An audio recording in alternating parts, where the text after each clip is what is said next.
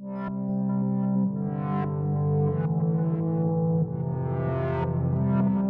Melo, my friend. Welcome to the Fitted Health Summit. Mate, it's really great to chat to you today. And why I think it's so important to have this conversation, this element of mindfulness keeps popping up in this summit. And it hasn't been forced upon or anything like that, but it's a real buzzword that many different other speakers are talking about. We've touched on it with the Red Hippo boys about mindfulness and supplements and organic food and stuff like that. I had another great conversation with another lady talking about mindfulness, and that her concept was more meditation and being still and focus on your breathing. And hers is more just the conventional, or not conventional style of more of a yoga approach as well. So, man, I'm really interested to see what you what your concept is and how you bring movement into mindfulness. Sure, great. Thank you for welcoming in and great to meet you. So, what I look at is incorporating both mindfulness and movement together. And I think it's fantastic. There's a lot of awareness now with mindfulness, and it's spreading. It is a buzzword, like you said, and it's spreading well into schools and hospitals and clinics and into sports. So, it's a fantastic concept and it's a great practice. And what I like to do is combine both. So, what I like to work with is movement and meditation together. So there's a whole population of people out there who've actually tried meditation and they cannot sit still. They cannot sit, for prolonged periods of time. So I like to give the option to move. So mindful moves and mindful movement is about incorporating movement and meditation together and giving you the option to do either or both. So often when we do some movement, for example, so we may do some movements which actually brings the hands down and brings the mind down into the body. It actually helps to gain that awareness and to guide the mind back to your breath and back to your body all the time. Okay. So with the movements, they actually act as what's called neuromodulators. So neuromodulators will relax the nervous system immediately. And sometimes that movement aspect really helps that to actually guide the mind back to the body and back to your breath. And then it relaxes the parasympathetic nervous system and lets you come into that nice relaxation response, as opposed to that busyness of the fight and flight response. And sometimes when you just sit and you've got that busy mind, it's hard to actually still it. So that's where the movement approach comes into it. Yeah, I like that concept as well, because I do have a busy mind, and I made an agreement with myself to meditate every day for 3 months, and it was really just sitting with myself, and then I did find that, though, like you were just saying then, like a lot of thoughts just kept rushing in, and I was and some days I felt like I got great benefit from it, and then other days I didn't feel as beneficial. So do you think with the mindfulness and movement together, do you think that it's just one or the other, or is it just taking what you feel like doing that day, movement, into mindfulness, or is it the person? I personally practice both. So some days I practice more a moving meditation, where I'll practice more a Tai Chi type of meditation, or I practice the mindful moves. And some days I just like to sit and just enjoy. Or I might do 2 in a day. I might start my day with a seated meditation, and at the end of the day I might do a moving meditation. So it gives you the option to do both. And at the end of the day, I do encourage a seated practice. I do encourage you to sit with yourself and to sit with your thoughts and to let that busyness be there in the background, but not attached to it. So you let those thoughts come and you let them rise and you let them pass through your body, but you don't attach to them and don't get frustrated with them. Otherwise, it causes more anxiety and more agitation. So depending on what you're feeling like on the day. So some days you may feel like you need a bit more movement. Some days you might feel like you need a bit more stillness. And with someone, for example, anxiety, with high anxiety, the last thing they want to do is just sit for a moment. Sometimes that movement aspect can really help them to maybe do 6 or 7 movements, and then they can sit easier afterwards. I've found through my teaching that people that have never been able to sit with themselves at all and to sit with their meditation practice, they do this moving meditation, and then after 2 or 3 weeks, or even after 2 or 3 sessions, they have the ability to sit for longer periods and to sit in their own thoughts and to sit in their own practice. So it strengthens the regions of the brain to help you find stillness through movement. Yeah, especially they're active and have a movement background, like an athlete, sports people, they're always moving, they're always active, they're always doing things. And I work in that space also. So it's hard to get them to still themselves immediately, but through movement, they can actually recognize through body awareness how to actually find that stillness within. Yeah. So yeah, And that's and I got a great insight from what you just said then, and you said at the start of it to do with not attaching myself to thoughts, and I think yes, that's just a great concept for for people who are having this element of depression or anxiety and stuff like that, because thoughts are just thoughts, that's and right. to not to attach myself to it, and when I attaches, that's when it festers into something a lot bigger. So, do you think that that's where that's one of the benefits that you could potentially see from being, having that meditation and sitting with yourself, just learning to not attach yourself to thoughts? What do you think? Absolutely, yeah, absolutely. And that is the premise of mindfulness practice, basically not to attach to your thoughts and not to judge them. So you just let thoughts come and go, just like clouds in the sky or just moving through you, and don't judge them and just don't grab onto them and let them affect you. You are yourself, you are in the present moment, but these thoughts are just, they're normal thoughts. It's just like your eyes see. You can't stop your eyes seeing, or your nose Yeah, smells, exactly. or you can't stop that. Same as thoughts, you can't stop your mind thinking. So we just let Yeah, them be there. So the mind does, it thinks. But the thing is not to attach to it and not to judge it, and just to let it yeah, just buzz away in the background, just like a little radio in the background, just buzzing away. We're not grabbing onto that sound, we're not grabbing onto that thought, and we're not letting it affect us. We're just letting it be there in the background. And then when you let that happen, you're in the present moment and you're actually able to focus better, you're able to concentrate better, you're able to be in that now. And that's what meditation teaches us. It's actually, a lot of people think that meditation is to actually block out thoughts and to push away thoughts and to not think, but it's actually sitting in a nice, relaxed state of awareness. yeah, So you are aware of what's going on in the body. All your senses are actually tuned up, not tuned down. So you are aware of sounds, you are aware of thoughts, you are aware of smells, and your sensory experiences are actually bigger and more connected. So it's not a lot of people think we're going to block out thoughts. As soon as a thought comes, we attach to it. Oh no, we got a thought. Oh no, we got to better not think anymore. And you start creating this anxiety around your thoughts. and So then we you just let start them be. thinking about not thinking, don't you? Yeah, that's right. Exactly. Like I'm thinking, oh Exactly. no, now I'm thinking I shouldn't be thinking, and then now you start talking to yourself about thinking, so then you just lose that whole concept. So, yeah, that's unbelievable. What other benefits do you see then in your students or customers or however you want to refer to them? Oh, profound benefits. Everything from quite subtle benefits and subtle changes to quite big, amazing benefits. So definitely, I work a lot in the mental health space. So treating people with depression and anxiety and stress and psychosis, schizophrenia. I see great benefits with meditation, and definitely I combine both. Depending for someone with more anxiety, we want to get some movement first, get the body moving, waking up the body, and then we want to try to calm it down.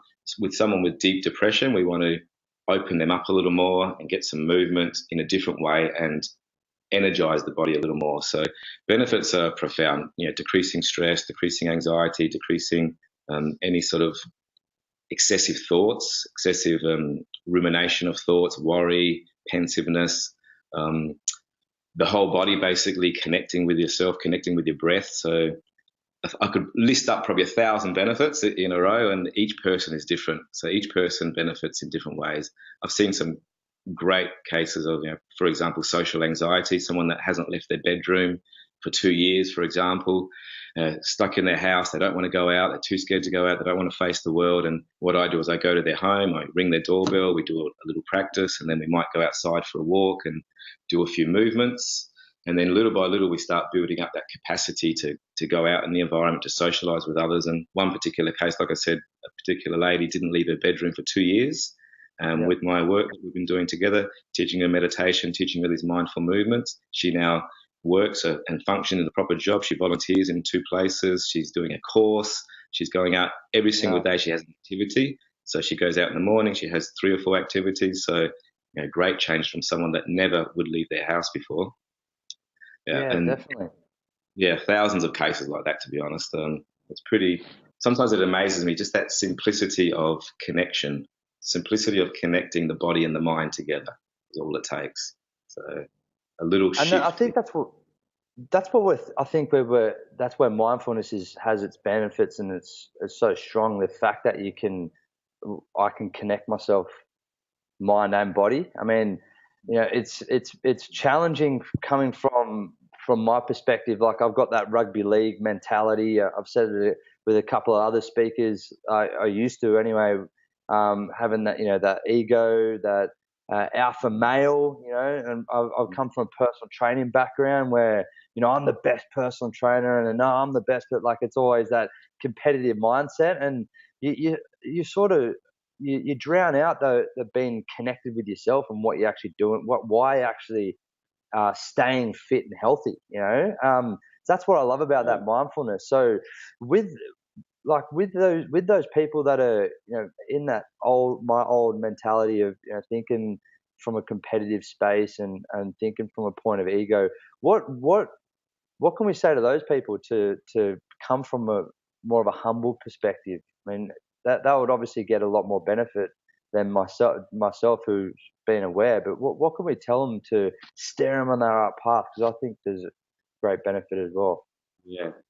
Yeah, first of all, it is about connection. It's about connection with yourself. That's the first thing, about connecting with your true self and with your true thoughts and your true values and your true beliefs.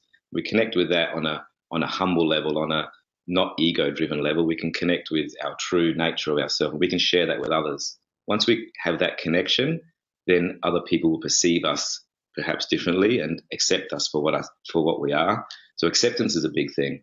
Accepting who you are right now in this present moment, like who you are, not pretending to be somebody else, not pretending to be some macho, ego-driven sort of sportsman that needs to win and crush and kill everything. And we are human beings, and just connecting with ourselves, and then we can share that with others, and having that nice connection with the environment around us, with others around us, with the greater society and with the greater community around us. So that's that simple connection with your mind and your body. I think that's when the magic happens. Accept Yeah, that that's what it is, and accept that's who you are, and not pretend to be anybody else. yeah, exactly And right. And I think, and then go on. what I think, what I like about that is that when I come from that place, then I'm driven a lot more. I start getting back to connecting myself, and driven by a purpose. And is that what you can gain from that element of mindfulness as well, having that purpose? Because, I've done many courses and stuff like that in terms of self-development, and, a lot of commonalities is purpose driven. And I felt that I was more purposeful when I actually became more connected to myself, like what my true passions are. Do Yeah, you think that's another benefit, or do you think that comes with part of meditation?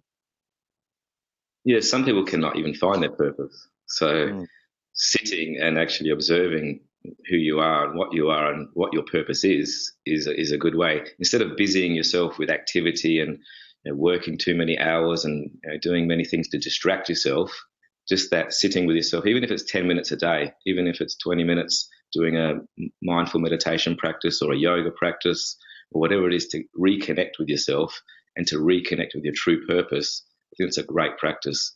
And we often try to distract ourselves from our true purpose. We often try mm, to fill our day up with many, many things, and, work 10 hours a day and keep busy, and then come home and plug yourself into television, or, plug yourself into some sort of computer app or something.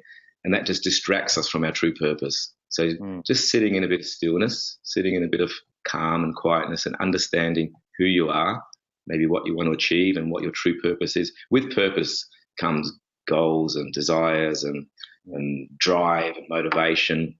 And that's a positive driver that keeps you going with purpose. If you ask somebody to let's say run a marathon, just say, are you able to run a marathon? They say, oh, I think I can. Yeah, no problem. No, I think I'll be fit enough. But if you ask somebody to say, if you run this marathon because at the end of the marathon you have a magic potion that's going to make somebody well, something like, let's say a family member, their sister or their brother or someone they love, if you have a magic potion at the end of that marathon and that's going to make that person well, I guarantee that person will run that marathon pretty well, just to get to the end, to have that magic potion to help their friend. So giving purpose and drive and motivation to somebody, it's great, and letting them recognize what it is by sitting in your space, by sitting in yourself, by sitting in your true self, you can actually find your true purpose. I have many true purposes that I'd like to share with the world. I'd love the whole world to meditate. I'd love to get every child in this planet to meditate.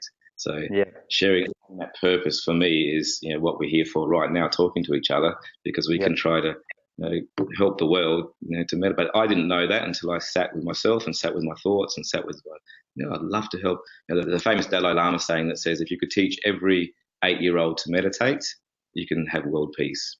So definitely. That inspires me, and I think I've got some purpose. I'd like to do that. That's one of my goals. Yeah, and I completely, 100% agree with you, because if you're driven by a purpose, you're driven by something a lot bigger than yourself. Yes.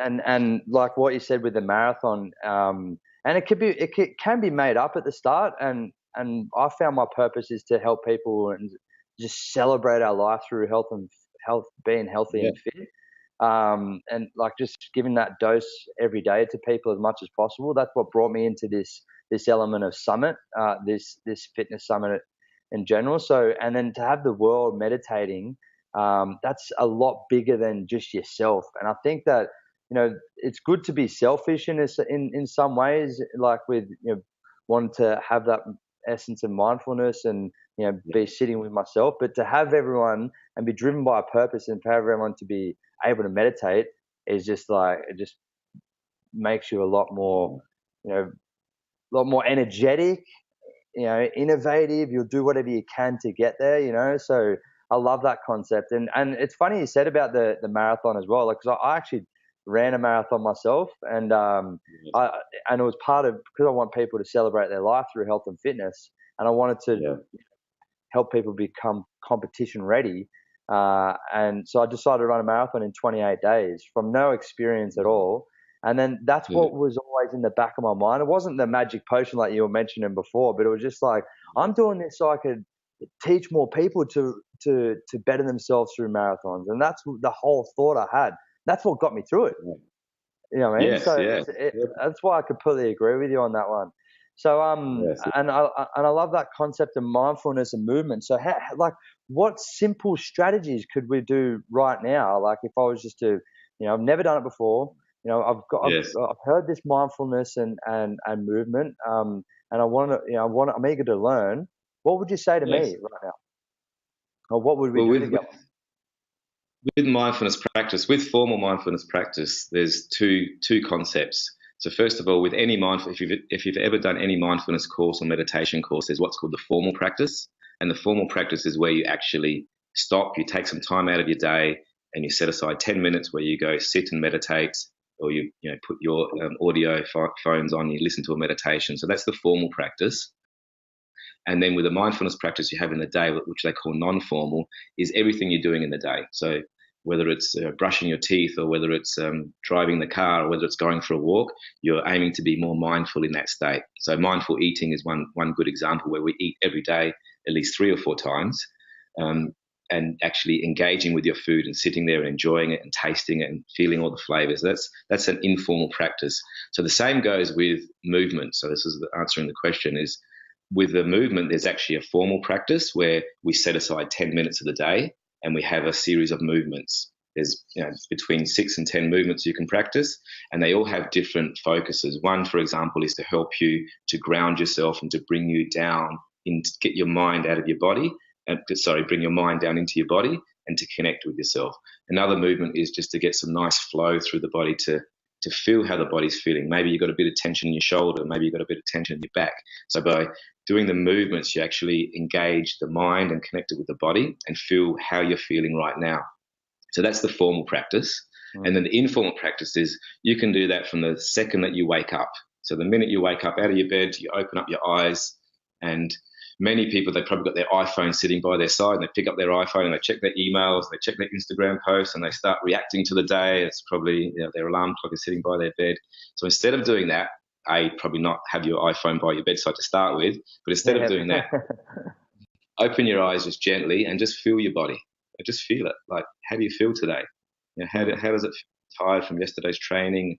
Is it sore? Do I have tension anywhere? So before you even move out of your bed, have that connection with your body. And then even as you get out of bed, as you actually set your first foot on the floor, like feel it. Do I do that the same every single day? Do I actually put my left foot down first and then my right foot down, or do I just get out mindlessly and just sort of go to the shower, turn on the shower, do that mindlessly? So you can actually start mindfully moving the second that you wake up and start connecting. Oh, that's what I do. Okay, I feel like that.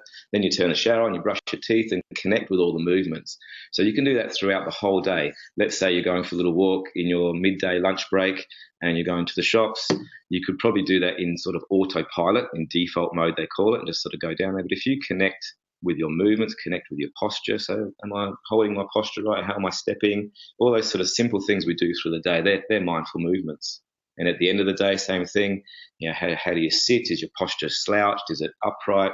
So these are all just simple strategies to connect with the body, connect with yourself, and take note. And often cues in the body, let's say a very classic case is tight shoulders, because we hold a lot of tension in our shoulders, we hold a lot of stress. Mm-hmm. If we bring awareness to our shoulders, we bring our mind to our shoulders, realize, hey, I'm actually a bit hunched here. Let's just drop them. That actually signals the body to actually relax. So if you just consciously lift your shoulders and then just drop them, your body will get tricked into a relaxation response. So many people aren't aware of it at first, that their shoulders, you've probably seen it yourself in the gym or wherever you work. People come up with raised shoulders and say, hey, relax your shoulders. They say, yeah, I have. But then you tell them, lift your shoulders and then drop them. It's just, that's better. A simple cue like that, just to connect the body and the mind, is great. But the formal practice, like I said, is more you actually set aside a practice. So, there's a series of movements that you do, and you connect it with your breath. So every single movement is connected with your breath. So first of all, what I teach is diaphragm breathing. So I actually teach you to breathe through your belly and teach you how to let your diaphragm drop, and then you breathe through your belly, nice and expanding and contracting, because in everyday life we typically do shallow breathing, or we even hold our breath in stressful situations. So that's the first thing I teach. Second thing I teach is a very simple movement to guide the breath deeper into your body, and to guide your mind and bring your mind down into your body, down into your lower belly area, even down to your feet. As soon as we do that, our mind just goes, let's just get out of that busyness and bring it down into the body. And then I'll teach another series of movements. There's actually movements which are better for helping you to let go. So actually movements that will actually help you to let go of anything that's not serving you well. There's movements that will help you to bring curiosity to yourself. So movements, quite simple movements, very subtle movements that help you to connect with the child inside of you and that curiosity element again. There's also movements that will help you to align left and right hemispheres. So simple movements to, as you probably know, the right side of the brain controls the left side of the body. So we do movements that actually help to get that whole brain connectedness. So there's a great series of movements to do that, and movement. And then from that movement, we can actually then just have some stillness. You might do 5 or 6 movements. That's very similar to Tai Chi type movements, quite slowly paced with your breath. And at the end of it, you just sit or stand for a while and just enjoy that energy moving through your body and enjoy that stillness that you've created. And the more you do this, the better you wire those regions of the brain to actually initiate that relaxation response. Yeah, that's unbelievable. And very simple. Like as soon as you started saying like hunching your shoulders, I'm like, I drop them, and I felt relaxed already. It was just something so simple, and that's what's good. So, and it sounds like it's more about, it's not so much one thing. I was talking about before how I was meditating for 20 minutes a day, and I was simply crossing my legs and just being with myself. And that sounds to me, I'm gaining more from insights from you that's one part of it, and it's more about developing that almost toolbox to see which one works at that point of the day and stuff like that. Is that correct? Exactly, yes. Yeah, I like to start my day often with a moving practice. So I'll get up and do a Qigong practice or a moving meditation practice, and that just gets the body moving, gets the blood moving a little bit. And then I like to actually bookend my day with a seated practice. So, and again, like I said, depending what you're feeling like on a day, if you're a corporate worker that sits behind the office all day and you're sat behind your desk for 8 hours, probably the last thing you want to do is go sit down and meditate again. So that option to go in your lunch break to go do these mindful movements, it's a great way to get movement through your body, to open up your posture, open up all the meridians in the body from Chinese medicine perspective, and just let that stretch and move. And you don't want to go sit again after you've been sitting for 8 hours. So it's a great option for them. Yeah, And for athletes also, like I said, also, it's a really good way to really feel their body when they do particular movements in their sport all the time. And often they don't really realize what they're doing. Like they don't really connect with it fully, or they do when they're really in the zone, when they're really doing, when you're playing a sport, let's say rugby or football or whatever it is, and nothing goes wrong. Like everything just goes right, and you're in that flow zone, flow state. You can't put a single foot wrong, and you score that goal or whatever it is. That's when you are truly mindful. That's when you're in the moment, 100%. So that's that magic, and that's what we try to access through that mindful practice. We try to make that easier to access through mindfulness and connect with yourself. If you just sat before your game and did a 5-minute body scan and just lay on the grass or on the floor and just had a bit of a body scan and say, oh yeah, how do I feel? Bring your mind to your head, bring your mind to the back of your shoulders, bring your mind to your legs, down to your feet, and just connect with your body. I guarantee when you get up to go play that game, you're actually more connected with yourself and how you're feeling, and you'll play a better game. Yeah, I had one good example. I was training this particular skier. He's a very high level skier, downhill skier, slalom skier, and he was frustrated with himself because he was going to Canada to compete every year, and I trained him for some years, and every year he was bronze, bronze, bronze, silver. So I was sitting on those sort of just on that cusp of breaking it. And then I changed his training. I went away from the physical training and went more into the mental training and the mindfulness training. And we held stances for a long time, and we did some mindful movements, and we did a lot of meditation, but in a standing posture. So instead of in a lying posture. And that same season, he went back and he wrote me a text, wrote me a message, says, gold, got it, smashed it, gold medal. Yeah, so just that mind.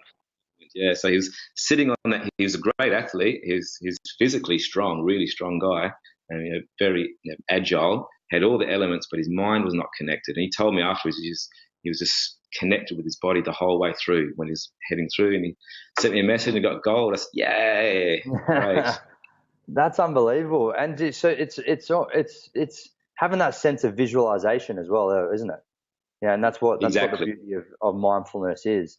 I mean, and I think that, like, looking back, and I just had an insight then, just a bit off topic. When I broke that world record for the boxing event, we had like 454 people in that boxing class. I'm not saying that from a point of ego, but the meditation and mindfulness, because that was the period where I had that sense of, I was working on meditating and stuff like that, and the things that were popping up for me were actually that at the start of meditation was I was going to have no one there. I saw a picture of like 3 people in the crowd, and I was teaching, and I was like, oh my god, like, and I had that sense of all these negative thoughts. But then as I started to do it and just practice it like a muscle, just keep practicing, I actually saw a lot more people in the event. I just saw, and I just started picking out those things, and I saw my parents in the front row and my brother in the front row, and I started visualizing just to have fun with it, just because so many people were telling me that visualizations are key. And at the start I was like, had no one there, and then out of nowhere I started having loads of people, and then it came to the event and I'm having 454 people, and my brother is in the front row and stuff like that, and it was just a bit of a law of attraction. My brother was in the front row, and he's a better boxer than me, and it was a boxing event, and he was trying to tell me how to run the class from the front row, which is quite funny as well. I was like, hey mate, this is my event. But anyway, like, it was just funny how I visioned him right in front of me, and I was like, I'm going to have a good time at this event and all that stuff, and it actually happened. So do you have any more success stories like that then? And do you think that there's an element of law of attraction to mindfulness as well? Yeah, there is. I mean, that law of attraction thing is great, and that's what you have in your mind, you manifest. Definitely, if you keep saying to yourself, "I'm no good at this thing," or "It's not going to succeed," of course that's going to happen. But the more you do, but it's not necessarily visualization, where obviously that is a practice on its own. Mindfulness is more just being with who you are right now with what is, Mm. and don't worry about the what ifs. So we don't worry about, what if, for example, for you, for that particular boxing event, you weren't really thinking about what if nobody shows up, or what if nobody comes, or what if it rains that day. We don't worry about that because we have so much trust in the present moment. We have so much trust in ourselves because we believe, and we have that belief system, and our values are aligned, and all those things are coming together. There's no room for the what ifs. There's no room for that because we've decided, we've made a decision on that. And mindfulness helps us to sit in the what is, and to not think about the future, not to worry about the what ifs, what if this happens, what if that, and not to ruminate on the past and worry about what past experience has affected us. We sit in the what is. So in that way there, it is the true, there is only one moment, it's the present moment, like that's it. And that's what we need to be positive in. That's what we need to, if it's a positive affirmation you want to use in that moment, that's great. If not, just be happy with what is, and just be accepting with what is right now in this point in time. And if you start attaching to the what ifs, you're probably going to start creating those what ifs. You're going to start, if you spend more of your mental energy in the what if stage, it'll manifest. You'll actually, like you just said, the law of attraction, it'll happen. Maybe it'll start raining because you've thought about it so much that it'll actually start raining. So all these little things, but living in the what is the only true state of being. And having trust and peace of mind in that state is a great place to be, really, just to have that absolute belief and that absolute trust in what is, and trust that everything is happening for a reason, yes, and it's because I'm trusting the present moment right here, definitely. Right now. Mm. Yeah, I agree, mate, for sure. And I've got a question for you. If you were leading the country, so just a bit of background, 60% of people, I bring this up in the summit a fair bit, and I just think it's just a passion of mine that I want to talk to about it. But 60% of people are still obese. 1 in 2 are still anxious and depressed. And so we're getting fatter and unhappy, essentially. So you're leading the country. Yeah? What's the first thing you'll do to counteract these First thing I'll do. Okay, good question. Oh, we could spend hours on this one. I know, but first thing I would do is to make healthy food and real food more affordable. So more affordable than junk food. So, real food, real organic food, real produce that comes from the earth. I'd make that more affordable for everybody, as opposed to the opposite, which is junk food and all that rubbish and all that processed food. That'd be the first thing. Second thing I'd do, I think, would be to teach every single child and parent to practice meditation. So to practice mindfulness meditation of any sort. It doesn't have to be sitting cross-legged under a tree and saying Om. It can just be a simple mindfulness practice. And once we do that, we can actually become aware of ourself, like I said before, and connect with ourselves, and also connect with others in an empathetic and compassionate way. Yeah. So definitely I'd love to get it in the curriculum at schools, that is a necessity to actually learn meditation from a young age. The great thing is my young daughter, who's 7, she goes to a school and they do practice mindfulness every morning, and I'm rapt. That's fantastic. And I see the benefits. So I would make it in some way, if I could, not obligatory, but as part of it's just ingrained into the mainstream curriculum. Fantastic. And you'll find you'll get great leaders out of that. You'll find you'll get people that actually have a good understanding of themselves and have a good understanding of where they want to go and their purpose and their drive, their motivation. So definitely that. And the obesity part of it, apart from food, is activity. So encouraging activity. I mean, the government does try all these sort of campaigns and all this sort of stuff to get people moving, and some of them are better than others, but definitely to get people moving in some way. I mean, one classic example is that 10,000 steps, taking 10,000 steps. That's a great campaign. It gets people moving, gets people aware that they have to do 10,000 steps a day. But I think that's not enough.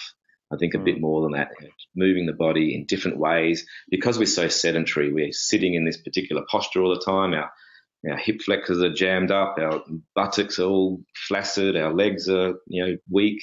So getting that movement in some way, shape or form would be my number one campaign. Number one, movement and food. And once you start those things, actually, once you start eating better, you probably have more energy to exercise better and function better. So it's a bit of a cascade that happens eating well, sleeping well, exercising well, and you've got a healthy environment, and then Yeah, happier and environment.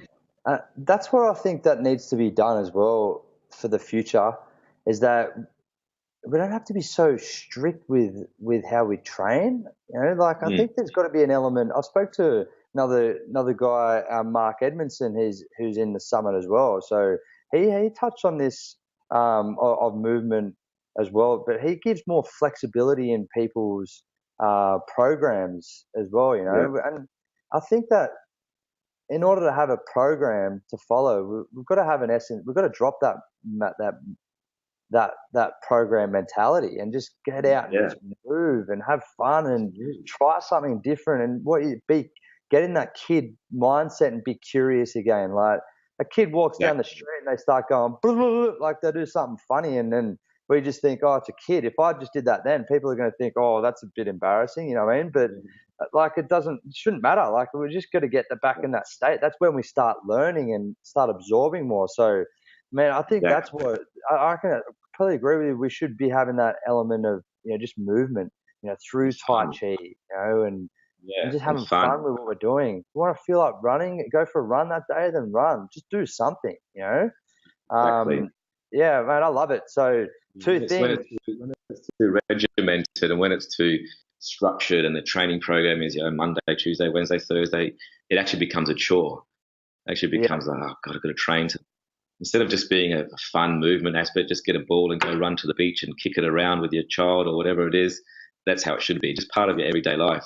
And then it's not, and also to be a good role model. I think if you do it through example, other people will come and join you. If you're doing it, if you have children yourself, they'll come and join you. So just teaching through example, I think, is a big thing. Just going out, have fun, try things. So if someone rings you up and says, "Hey, you want to go surfing? Yeah, let's go surfing." Or "You want to go rock climbing? Yes, let's go rock climbing." Or you should have that capacity to be able to do that instead of saying, "Oh no, I'm a bit tired today. I won't be able to do it." It's because you can't do it because you haven't been doing these things for years. It actually becomes an effort.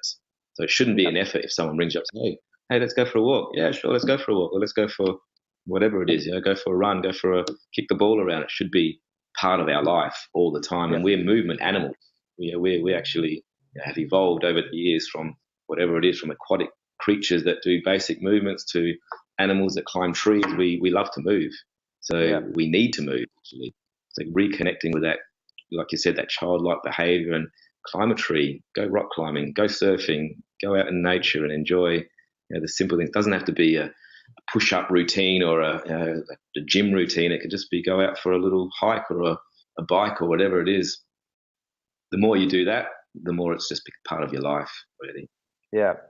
Mate, thank you so much for your insights. Please let people know, where we can find you, how I can contact you, how we can, if people in Sydney, I've got people in Sydney and North Queensland and stuff like that, can't physically see you. How can we connect with you? Well, good news is I'll be running an online course coming up, so that's connecting with the whole world. So basically, we can have a look at that. I'm sure you probably have some sort of link to the website or something that will help people get through. So Mindful Yeah, Moves is what it is. Mindful Moves with double O. yeah, Actually, there's a free book which has a lot of great insights and little tips that can help people to get started. There's some audio meditations. So connect up through the website. Check it out. Have a little look. Get in touch, and I'd love to help as many people out as possible. If I can just teach, just the simplicity of mindfulness and meditation, and to give you some benefits, I'm happy. You're happy, and everyone's happy. So yeah. I'm happy Mate, to help anybody. thank you so much, future Prime Minister Melo, mate, with your two organic food and putting mindfulness back into school. So that's exactly what I would do as well, mate. And having freedom in our workout. So thank you for those great tips, mate. I'd love to My chat to you pleasure. more often after the summit, anyway. So I'll be definitely in contact, mate. I've got a good mentor and mindfulness through you now, so which I appreciate. My pleasure. My pleasure. Thank you for your time too. Thank you, mate. Cheers.